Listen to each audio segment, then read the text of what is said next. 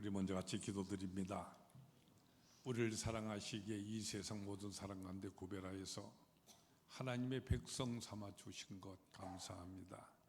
거룩한 주님의 날 우리 삶 가운데 허락하심으로 하나님의 택하심을 우리가 다시금 마음속에 새기며 하나님과 늘 잇대어 살아가는 우리의 믿음의 삶이 새롭게 출발될 수 있도록 오늘도 이 예배를 주님께서 축복해 주심을 믿습니다. 주께 예배드리는 이 시간 하나님의 말씀을 우리 마음속에 새기는 시간입니다. 주 성령께서 친히 우리에게 말씀하시고 우리 마음 문을 열어 가마 감동으로 새로운 결단을 우리 모두에게 은혜 받는 시간으로 허락하여 주옵소서. 예수님 거룩하신 이름으로 기도드리옵나이다. 아멘. 우리 그리스도인의 이 세상에서 어떻게 매일매일을 살아가야 하는가? 이와 같은 질문은 그리스도인된 우리들에게 있어서 참으로 중요한 질문이 아닐 수가 없습니다. 여러분의 경우에 있어서는 어떠하십니까? 여러분은 매일매일 실질 삶을 어떤 모습으로 어떻게 살아가고 계십니까? 여기서 우리가 기억해야 될 아주 중요한 말씀이 성경은 우리에게 전해주고 있습니다. 고린도후서 2장에 보면은 우리 그리스도인들을 가리켜서 그리스도의 향기라고 말씀을 하시면서 우리가 매일매일의 삶을 통해서 언제나 어느 곳에든지 그리스도를 아는 냄새를 나타내라, 이렇게 우리에게 명령하고 계십니다. 근데 여러분 생각해 보십시오. 그러면은 내가 어떻게 또 어떤 방법으로 이 그리스도의 향기를 우리가 늘 바랄 수가 있겠습니까? 결국은 우리의 구체적인 매일매일의 이 삶을 통하여서 나타나게 될 것입니다. 그러므로 우리 크리스찬이 이 세상에서 매일매일을 어떻게 살아가야 하는 이것은 참으로 중요한 문제가 아닐 수가 없는 것입니다. 오늘 우리 같이 읽으신 이 본문 말씀에 보면은 하나님께서 당신의 백성 되고 자녀 되지는 우리 모두를 가리켜서 우리들의 이 매일의 삶을 통하여 나타내기를 원하시는 사실, 세 가지 사실을 우리에게 지적해 주시는 말씀을 우리는 보게 되었습니다. 뭐라고 말씀하십니까? 항상 기뻐하라, 쉬지 말고 기도하라, 범사의 모든 일에 있어서 감사하라. 바로 이 세 가지를 우리에게 말씀해 주고 있습니다. 근데 여기서 먼저 우리가 주의를 이 말씀 속에 기울여야 할 중요한 사실이 이 속에는 들어 있습니다. 우리에게 말씀하실 때 그저 기뻐하고 기도하고 감사하라 하시는 이 세 말씀 바로 앞에 붙어 있는 바로 그 앞에 나오는 말씀들인 것입니다. 그냥 우리를 향하여서 기뻐하라든지 기도하고 감사하라 말씀하시지를 아니하고 항상 쉬지 말고 모든 일에 이렇게 우리에게 말씀하고 계시는 것입니다. 우리는 살아가는 가운데 기뻐하며 웃을 때가 많이 있지 않습니까? 그러나 우리는 때때로 화를 내기도 하고 슬퍼하고 우울해야 하는 이와 같은 때도 우리의 삶 속에는 있습니다. 우리는 물론 기도합니다. 그러나 기도하지 않을 때도 우리의 삶 속에는 또한 있습니다. 또 우리는 참으로 감사할 때가 있습니다. 그러나 때때로 정반대로 우리는 원망할 때도 있고 또 어떤 일에 대해서는 그것이 내게 있어서 마땅히 주어져야 될 그런 것이라고 그렇게 여겨버릴 그런 때도 많이 있습니다. 근데 오늘 본문 말씀을 보세요. 우리가 기뻐하고 기도하고 감사함에 있어서 항상 쉬지 말고 모든 일에 그렇게 하라, 이렇게 말씀하고 있다는 바로 이 사실에 우리는 주의를 기울여야만 하는 것입니다. 또 그것이 바로 우리 그리스도를 인들된 우리를 향하신 하나님의 뜻이 되어지는 것이고, 또한 그것이 바로 우리 크리스찬이 살아가는 우리 매일매일의 삶이 참된 신앙생활을 하고 있는 것인가 아닌 것인가, 이것을 구별할 수 있는 증거가 되는 것이라고 이렇게 말씀해 주고 있는 것입니다.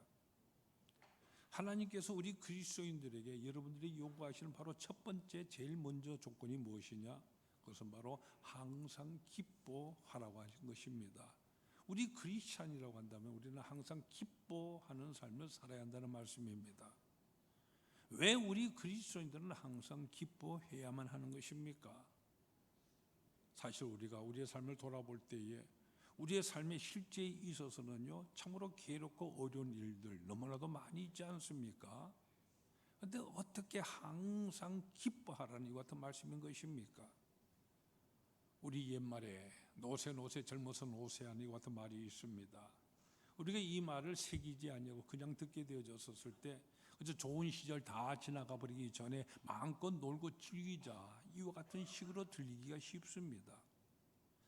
여기 성경 말씀 항상 기뻐하라는 이 말씀도 이렇게 우리가 항상 즐기라고 하는 이와 같은 말씀의 뜻인 것입니까? 아니지요. 여기 성경 말씀에 말씀하시는 기뻐하라는 이 말씀은 결단코 우리가 그저 즐기라고 하는 이와 같은 말씀이 아닙니다. 우리가 이 본문의 말씀 좀 더 자세히 들여다보면 이와 같은 말씀이 있는 것을 우리는 보게 됩니다. 이것이 그리스도 예수 안에서 너희를 향하신 하나님의 뜻이니라. 바로 그리스도 안에서의 기쁨을 우리에게 말씀하고 있는 것입니다.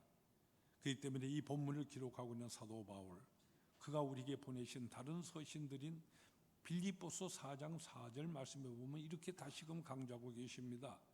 주 안에서 항상 기뻐하라. 내가 다시금 말하노니 기뻐하라. 주 안에서 항상 기뻐하라. 이제 여러분 다시금 생각해 보십시오. 우리가 어떻게 항상 기뻐할 수가 있는 것이겠습니까? 사실 문자 그대로 우리가 항상 기뻐할 수 있기 위해서는 우리 이 마음속에 자리 잡고 있는 온갖 우리를 애통하게 만드는 모든 쓴뿌리들, 그것들 우리가 온전히 제거해 버릴 때에만 가능한 것입니다. 이 말씀은 바로 우리 이 자아가 완전히 깨뜨려져 버리고요, 이제껏 내가 울기도 하고 웃기도 하고 같은 이와 같은 기준들, 이것을 넘어서는 더 큰 기준이 우리의 마음속에 자리를 잡을 때만 가능하다는 이와 같은 말씀인 것입니다. 그래서 오늘 본 말씀은 그 기준이 바로 그리스도라고, 그리스도 안에서라고 이렇게 말씀하여 주시는 것입니다. 사실 우리 크리스찬들 어떻게 보면 이 세상 사람들 눈으로 보기는 좀 특별한 사람이겠지요. 몇 주 전에 제가 여러분에게 말씀드린 바가 있습니다만, 여러분은 우리 크리스찬이라는 같은 이름이 어떻게 해서 불리게 된 것을 알고 계시죠? 사도행전 11장 26절에 보면은 안디옥에서부터 이 세상 사람들이 우리 그리스도인들을 가리켜서 크리스찬이라고 처음으로 부르기 시작했다고 이렇게 말해주고 있습니다. 제가 어렸었을 때 이 주위의 모든 사람들이 우리 믿는 사람을 가리켜서 예수쟁이라고 놀리면서 불러대던 것을 기억을 하고 있습니다. 크리스찬이라고 하는 이 말이 바로 예수쟁이라는 이 같은 말인 것입니다. 그런데 이 세상 사람들, 비록 그들은 우리를 가리켜서 예수쟁이라고 놀려대었지만은 또 한편으로는요, 예수쟁이들은 거짓말하지 않는다 이렇게 모두들 말하고 있었습니다. 그들의 눈을 보기에 이 믿는 자들이 자기들과는 달랐습니다. 그들이 하고 있는 모든 행동에 비해서 예수 믿는 사람들의 행동이 자기들과는 달랐고요, 이 예수 믿는 사람들의 삶의 표준이 자기들과는 달랐습니다. 그래서 세상 사람들, 그 사람들은 믿는 사람을 가리켜서 크리스찬이라고, 예수쟁이라고 불렸던 것이죠. 사실 우리 크리스찬이 기뻐하는 것, 우리 크리스찬이 이 세상 사람이 말하는 그 같은 기쁨을 모르기 때문이 아닙니다. 세상 사람들과는 표준이 다르기 때문인 것입니다. 예를 들자면은 우리 쉽게 이렇게 한번 생각해 보세요. 집에 있는 어린아이들을 보십시오. 조그만 장난감, 별거 아닌 것 같지만 그걸 두고 아주 기뻐하고 있습니다. 그러나 이것을 형이나 또는 다른 아이들에게 빼앗기거나 또는 잃어버리게 되었을 때 아주 크게 슬퍼하지 않습니까? 집의 아이들, 그런 경우에 마치 세상 다 잃어버린 듯이 그 큰 눈물을 뚝뚝 흘리면서 우는 건 우리가 자주 보게 되지 않습니까? 그러나 우리 어른들은 그런 장난감 가지고 기뻐하거나 슬퍼하지를 않습니다. 왜 그렇습니까? 그것은 우리 어른들 더 크고 중요한 것이 무엇인지 그것을 알고 있기 때문에 그와 같은 하찮은 것에 관심을 기울이지 않기 때문인 것이죠. 바로 이 기준이 바뀐 것입니다. 기준이 무엇이냐, 표준이 무엇이냐, 여기에 따라서 슬퍼하게도 되지만은 오히려 기뻐하게도 되는 것입니다. 어느 사회학자는 말하기를 우리 인간이란 존재는 내일에 의해서 영원히 배고픈 존재이다, 이렇게 말을 하였습니다. 사실 생각해보면 우리 인생의 존재 꼭 그렇습니다. 가령 지금 내가 먹을 것을 잔뜩 가지고 있습니다.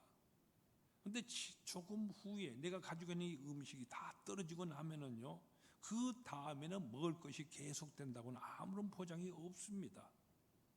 그 같은 경우에 있어서 지금은 내가 먹으면서도 내가 배가 부를 수가 있습니까? 결코 그렇지가 못하죠. 나중에 내가 이 음식이 떨어지고 나면 먹지도 못하게 된다는 이 사실 때문에 지금 내가 먹으면서도 허리띠를 졸라매며 또한 배고프게 지내게 됩니다. 우리 삶 속에 이런 것이 실제로 일어나고 있죠. 지금 내가 먹고 지낼 수 있는 돈과 직장이 있지만은 혹 나중에 어떻게 되어서 내가 못 먹을지도 모른다는 이 사실을 걱정을 하여서, 그래서 지금 내가 더욱더 허리띠를 졸라매고 땀을 흘리면서 저축하며 그리고 배고파하는 이것이 바로 우리 인간들, 매일매일 우리들의 모습이지 않습니까? 그런데 반대의 경우가 있습니다. 여러분, 같은 조건 속에서 이와는 정반대되는 그 같은 것이 있는 것을 우리는 또한 발견하게 됩니다. 여러분 생각해 보세요. 비록 지금은 내가 먹을 것이 없고 배가 고프다고 해보십시오.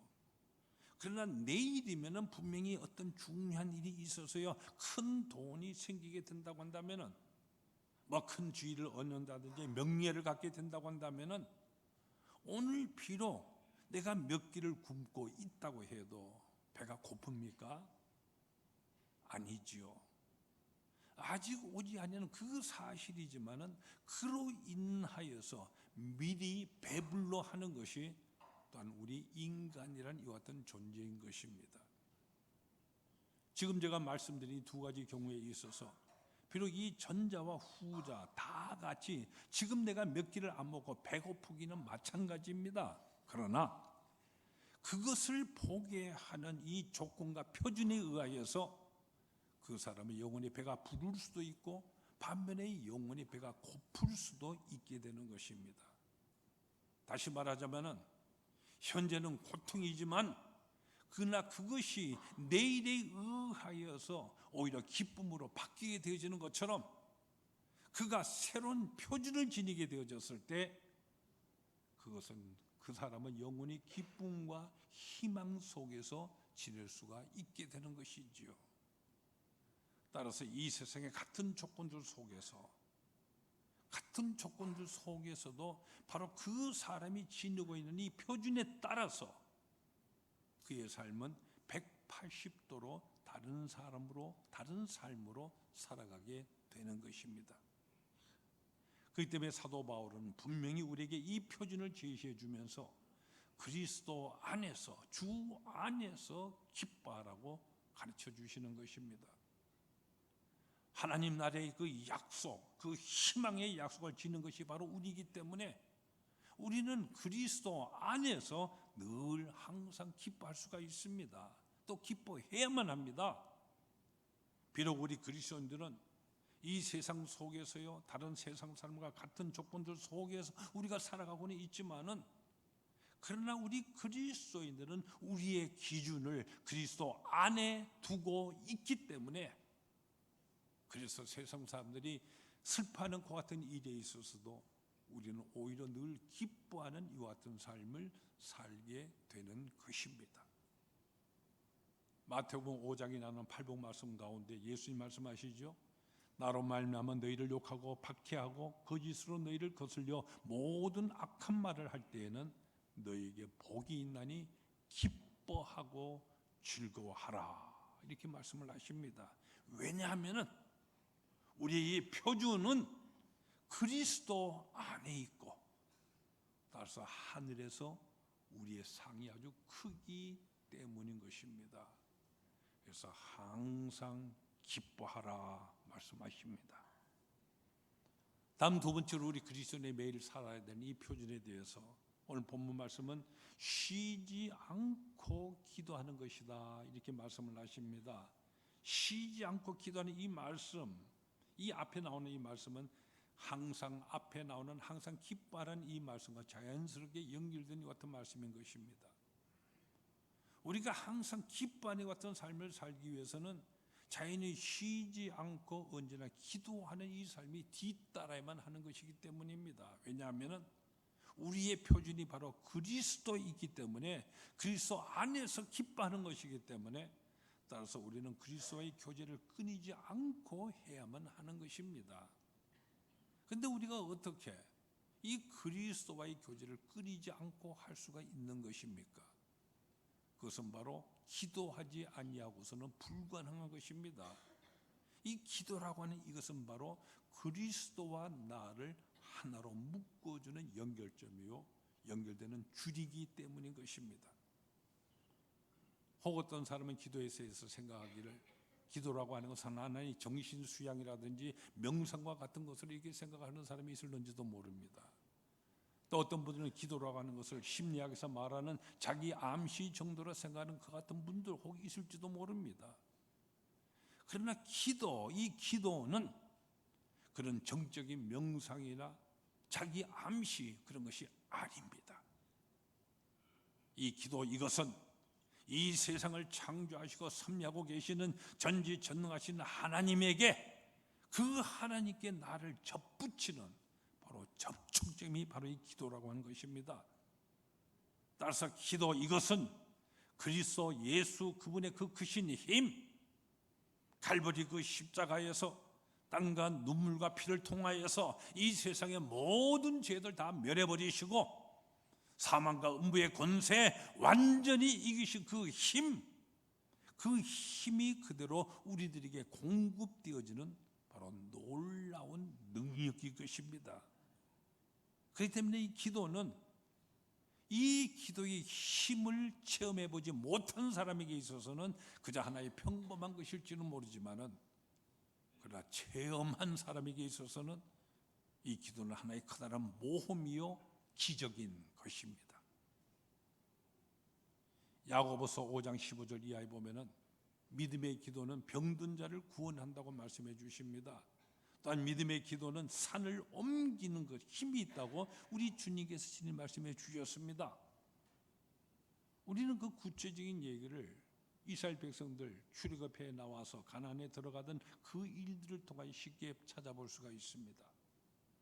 사실 여러분, 구체적인 현장을 놓고 생각해 보십시오. 홍해가 앞에 가로막고 있습니다. 근데 이 홍해에 우리 사람이 발이 들어서게 되지만 이 바닷물이 쫙 갈라지게 되어지고 앞에 웅대하게 서 있는 여리고성, 그를 향해 우리가 진군해 가면은 그 성이 무너진다는 이 사실을 아무도 상상할 수 있는 이와 같은 쉬운 일이 아니지 않습니까? 그러나 기도의 사람 모세와 여호수아는 그렇게 된다고 하는 이 믿음을 가졌고요, 그리고 실제로 그들의 기도는 앞을 막는 이 홍해 둘로 가르고 그 웅장한 여리고 성 함락을 시켰습니다. 근데 여기서 우리가 분명히 깨달을 중요한 사실이 있습니다. 그것은 이 기도라고 하는 것은 나 혼자 독백하는 것도 아니고 내 생각, 내 주장을 늘어놓는 것이 아니라고 하는 사실입니다. 바로 주 안에서의 기도입니다. 내 뜻대로가 아니라 하나님의 뜻에 내 자신을 맡기는 것입니다. 여러분, 우리 주님 예수님께서는 어떻게 기도하셨습니까? 겟세마네 동산에서요, 그 무서운 핍박과 이 죽음을 앞에 두시고도 할만 하시거든 이 잔을 내게서 그저 지나가게 하옵소서. 그러나 내 뜻대로 마옵시고 아버지의 뜻대로 하옵소서. 어떤 간호사가 쓴 간증수기, 참으로 감동적인 이와 같은 내용을 읽었습니다. 이 간호사, 자기 환자 가운데 베시바이어라고 하는 부인이 있는데요, 이분은 아프리카에 가서 선교 활동을 하던 가운데 원인을 알지 못하는 풍토병에 걸려서 그래서 근육이 마비되어 가고 중추신경, 두뇌신경까지 계속적으로 마비되어 가면서 점점 식물인간이 되어지는 상태에서 죽음을 기다리게 되었습니다. 아무도 이 병의 원인을 모르기 때문에 아주 큰 종합병원이었지만은 그러나 이 병원에서 어떠한 뚜렷한 치료도 할 수 없는 이와 같은 형편이었습니다. 이 베시바여 부인, 그저 호흡기에 매달려서 생명을 유지해가는 가운데 이분은요 도무지 자기에 생기는 이 질병, 이 원인, 이 모든 것에 대해서 이해할 수가 없었습니다.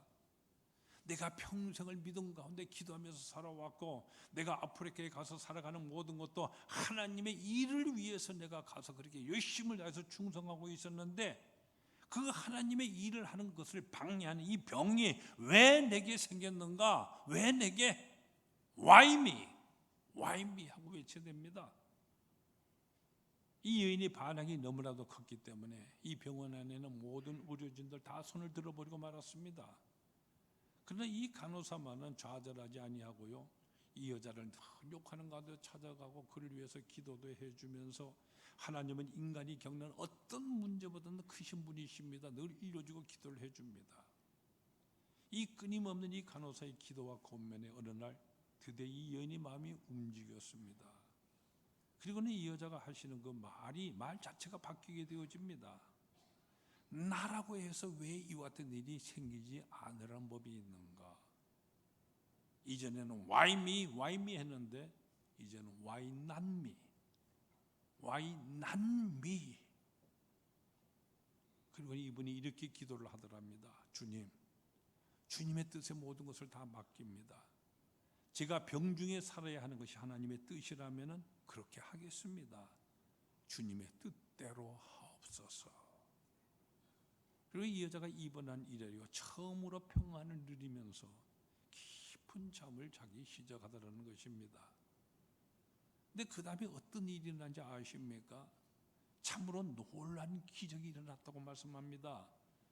그 분야의 전문 의사들의 상식을 넘어서서요, 우리 신경조직이라 한번 가버리면 재생되지 않는다는 것이 의학적인 상식이지 않습니까? 그런데 회복 불가능하던 이 신경들이 되살아나고요, 그래서 완쾌하여서 퇴원을 하게 되었다는 것입니다. 그 간호사는 이렇게 그의 수기를 마지막에 이렇게 쓰면서 끝맺고 있습니다. 지금도 그 일이 내가 일하고 있는 병원에서 가끔씩 화제거리가 될 때가 있다. 어떻게 그 병이 나았을까? 나을 때가 다 되었기 때문에 나았겠지 하는 이와 같은 자연 발생의 전환기라고 의사들이 얘기하는 사람들도 많이 있다. 그러나 나는 이것을, 그 부인이 제 힘으로 쌓을 것을 마침내 담념하고 있는 전부를 그대로 하나님께 맡겼었을 때 전환기가 왔다고 믿는다. 그 후로 나는 제 힘만 가지고 무엇을 하려고 하는 사람은 마치 화살의 위력은 모르고 그렇기 때문에 쏘아보지도 못한 채 그저 자기 화살통에서 화살만을 세고 있는 사람과 같아서 이 세상에서 가장 처량한 사람이라고 생각을 가지게 되었다. 왜냐하면 그 사람은 자기가 감당하지 못할 태산을 자기가 감당하겠다고 나서는 어리석은 사람이기 때문이다. 여러분, 기도의 힘은 내 의지대로의 주장이 아니라 이렇듯이 하나님의 그 지혜와 사랑에 그의 긍휼하심에 전적으로 내 맡길 때에 위대한 힘이 되는 것입니다. 그러면 어떻게 보면요, 무모하기도 하고요, 모험적일 수도 있습니다. 그러나 하나님은 이와 같은 모험적인 기도, 다시 말해서 하나님을 사랑하고 그의 뜻대로 부르심을 입은 자들에게는 모든 것을 합력하여 선을 이룬다고 하는 신념을 갖고 기도하는 그 사람의 기도, 하나님은 들으십니다. 참된 기도, 그것은 하나님과 대화하여 하나님과의 의논입니다. 따라서 기도하는 여기는 불실해서도 안 되고 어느 한순간이라도 끊어져서는 안 됩니다. 그래서 오늘 본문 말씀은 우리 그리스도인들의 삶의 자세로서 쉬지 말고 기도하라고 이렇게 가르치시는 것입니다. 여러분, 이 쉬지 말고 기도하는 이 말은 결단코 우리에게 그런 상징적인 비유로 주신 그런 말씀이 아닙니다. 문자 그대로 쉬지 않고 기도하라는 말씀입니다. 왜냐하면 이 기도는 바로 우리 인간에 있어서 우리에게 있어서 영혼의 호흡이기 때문입니다. 여러분, 우리가 살아가는데 호흡을 멈춰버리면 어떻게 되어버리고 맙니까? 마찬가지죠. 이 기도를 잠시라도 쉬면 결과적으로 이 호흡이 멎은 영이 되어져 버리고 말고, 이 호흡이 멎은 영은 시들고 죽어버리기 때문입니다. 다시 말하면 우리의 삶 이 자체가 기도하는 삶이 되어야 한다는 말씀인 것입니다. 내가 살아가는 매일매일의 일터이든지 무슨 하든지 친구들과의 대화라든지 이 모든 과정들이 끊임없이 기도하는 이 삶의 계속적인 연장속성에 있어야만 하는 것입니다. 그래서 쉬지 말고 기도하라 말씀하십니다. 그리고 세 번째 표준으로 오늘 본 말씀은 바로 범사에 감사하는 생활이라고 말씀을 하십니다. 사실 늘 쉬지 않고 기도하는 사람, 또한 항상 기뻐하는 사람은 또한 그의 삶에 있어서 모든 일에서 자연히 감사하는 생활을 하게끔 되는 것입니다. 범사에 감사하는 생활, 이것은 하나님을 사랑하고 그의 뜻대로 부르심을 입은 자들에게는 만사를 유익해 하신다는 이 사실을 아는 자, 다시 말해서 하나님의 은혜의 섭리를 믿는 자만이 가질 수 있는 바로 그의 자연스러운 생활 태도를 말하는 것입니다. 그런데 사실 우리 인간 매일매일의 우리 삶의 실제에 있어서요, 모든 일에서 감사하기란 참으로 힘든 것이 사실입니다. 좋은 일을 만났었을 때 내가 계획하는 일들이 그대로 이루어지고 사업하는 것이 다 잘 되고 아이가 대학에 진학을 하고요, 내가 귀여운 손주 아이를 가지게 된다든지 이럴 때 우리는 쉽게 감사할 수가 있을 것입니다. 그러나 우리는 너무나도 많은 역경들, 우리들이 실제의 삶 속에서 만날 수밖에 없고 거기서 살아가게 되는데 어떻게 이 모든 일에서 우리가 감사할 수가 있겠습니까?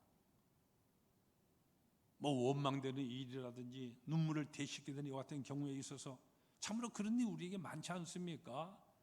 그런 경우에는 우리가 감사하지 않아도 된다는 이와 같은 말씀인 것입니까? 그럼 오늘 본문 말씀은 문자 그대로요, 범사에 모든 일에 감사하라 가르치십니다. 근데 여러분, 여기서 우리가 솔직하고 진지하게 생각하고 또 깨달아야 할 중요한 점이 여기 등장하게 됩니다. 감사할 만한 일을 만났을 때 감사하는 것, 이것은 쉬운 일이고 누구나 다 할 수 있는 것처럼 우리들은 그렇게 쉽게들 생각을 합니다. 그러나 여러분, 실제가 어떻습니까? 우리가 실제적으로 경험해서 분명히 아는 바와 같이 우리가 당면하는 어떤 일이라 할지라도 매일같이 그 모든 일에 감사할 줄을 모르는 사람들, 실제로 그 사람이 감사할 만한 일을 만난다고 해도 감사할 줄을 모른다고 하는 바로 이 사실입니다. 여러분, 감사절의 유래에 대해서 우리가 잘 알고 있죠. 12월 셋째 주일날 우리가 지키게 됩니다만, 미국에 처음 이민해 왔던 청교도들이 1523년에 그들이 보냈던 이 첫 해, 그 혹독한 추위와 병마에서 이 이민으로 여기 왔던 이 일행의 절반이나 다 죽고 잃어버리는 바로 그 같은 때에 오히려 그런 때에 감사함으로써 이 감사절이 시작된 것입니다. 이 프리머스에 왔던 그들 생각해 보세요. 어떻게 보면은 그들은 도무지 감사할 형편에 있지를 못하였습니다. 그러나 그들은 그 같은 역경이었기 때문에 오히려 감사를 하였습니다. 그런데 거기에 비해서 오늘 우리들은 다 어떠합니까? 지금의 형편, 지금 제 아무리 못 사는 사람이라 할지라도요, 그때 그 처음 청교들, 그때 그들의 형편보다도 비교해 봤을 때 우리가 몇백 배나 더 낫게 살고 있습니다. 근데 과연 얼마만큼 우리는 감사하고 있습니까? 우리 가운데 한 사람이라도 그때 그들보다도 못한 사람이 있습니까? 그런데도 얼마만큼 정말 그들처럼 감사하는 이런 생활을 우리는 하고 있습니까? 사도 바울은 고린도후서 9장 15절에서 말할 수 없는 그의 은사로 말미암아 하나님께 감사하노라고 이렇게 말씀을 하십니다. 또 빌립보서 1장 3절에서는 이 당시 그 바울은요 옥에 갇혀서 가장 고생을 하고 있는 것 같은 때인데도 그런데 오히려 이렇게 말씀하시죠. 생각할 때마다 감사하노라. 이렇게 진정한 감사의 간증을 하고 있는 것입니다. 많은 사람들은 그들이 얻은 것, 시시한 것, 오히려 작은 것에서 이 감사의 표준을 찾으려 하고요.